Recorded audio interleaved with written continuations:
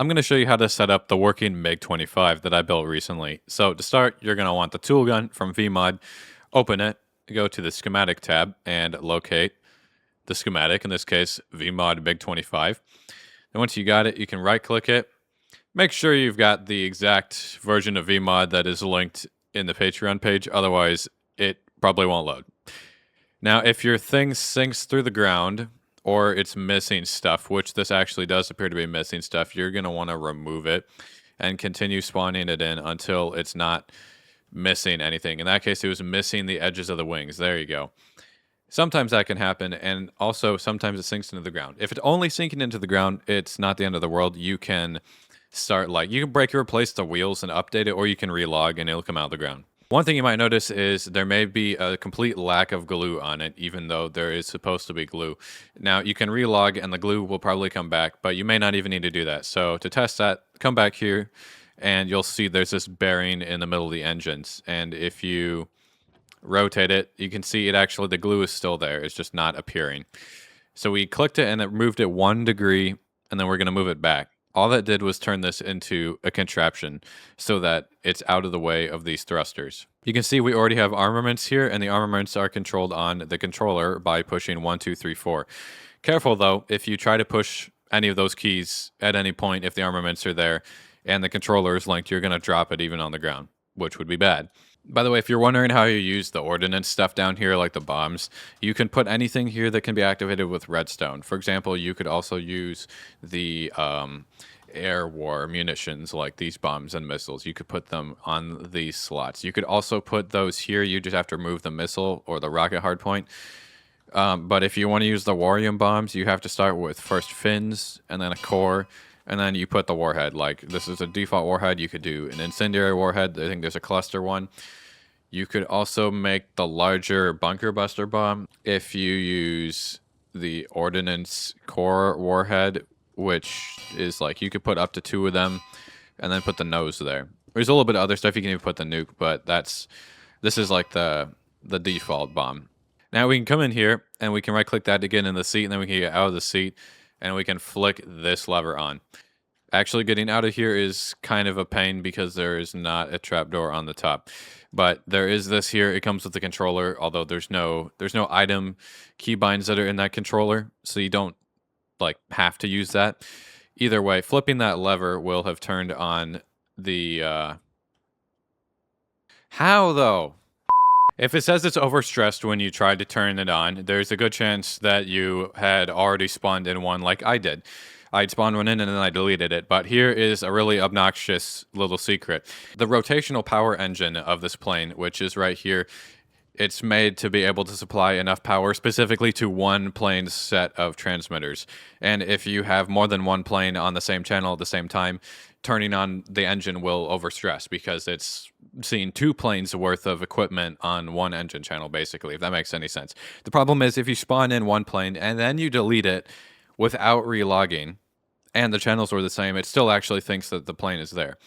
Since we had spawned in one plane and then deleted it, it still thought that both of the planes worth of equipment were there, and it was trying to power all that with one engine. So I just relogged. Now it's working fine. So if that happens to you, that is likely what happened. And also things can get broken if you save schematics while the engine is on as well. So always try to turn the engine off and make sure there's no power feeding into anything before you save a schematic. Otherwise, it can be a nightmare. So you're going to take a tweaked link controller and link it to that tweaked controller hubber right there.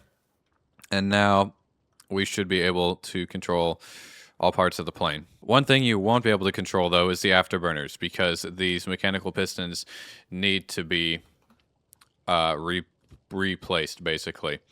You got to put it there, and you got to add the extension pole. And to recalibrate this properly, you're going to want to place a lever right there and flick that lever. Let's move this out of the way. You got to update that with the lever, and then always place when stopped, bring that back. That'll pull the afterburners back and the little thing connecting it. Now change this to only place in the starting position, and then you can flick that and just get rid of it. Now it's set up properly. These things are stuck as a contraption, so they're not in the way of the jet engines. But if we were to take this and hold down left control, that just moved it back and it put it into a normal block. So basically put the afterburners there, so you'll get the afterburner effect. And now that's good to go. Let's position this facing down the runway. And you can see if I were to push, well, it's one of my mouse buttons. All of the buttons on here, by the way, if you're using the newest mod pack version, will be the exact same as what I have. You can always check the keybinds here by going to the pause menu and then going to this button and then go to controller configurations. So some of you, maybe you have more or less mouse buttons than I do. You might need to rebind some of these keys up here because I have a couple extra mouse buttons. So one of those controls the landing gear. See that? There goes that. The other mouse button is for the flares, which are located back here. And flares, you have to actually manually reload.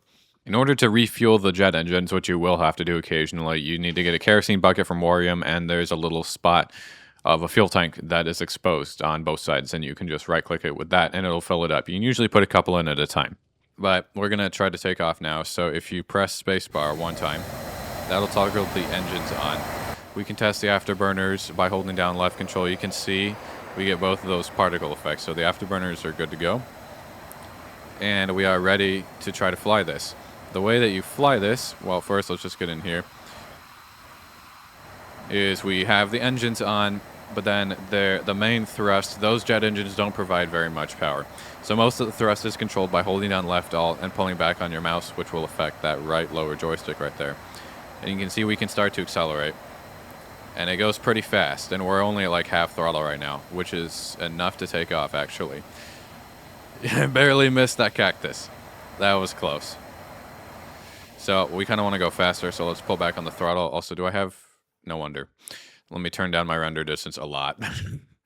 That's a lot better. So we can put the landing gear up, and if you hit a chunk border like I am, then the plane will stall out. But flying is just WASD. There's no guns on this, but like I mentioned, everything is controlled by 1, 2, 3, and 4. So that just shot and dropped pretty much everything.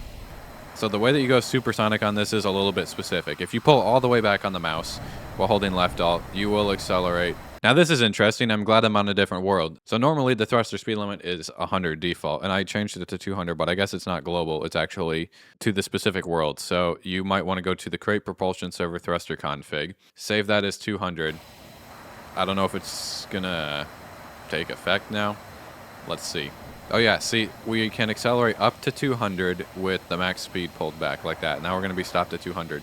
But in order to go supersonic or to whatever the limit of your tournament thrusters are, you actually have to completely kill this. You have to turn that off and hold down left control, which will turn on the afterburners and the other tournament thrusters. So now I'll just show you we can accelerate beyond 200 meters per second, although we're probably going to slam into unloaded chunks. There we are. We're beyond 200 meters per second. With a little bit more time, you could get up to the 350, which is the actual limit I set. If you want to do that, obviously the default thing for tournament is not 350, but you can change that to really whatever you want. It's just you have to go into the config folder and go into the config file. It's not something you can access through the crate mod config. But now we're able to comfortably go at 200 meters per second with these thrusters on. And that's how you set up and operate the MiG-25. Hopefully that was helpful. And happy flying.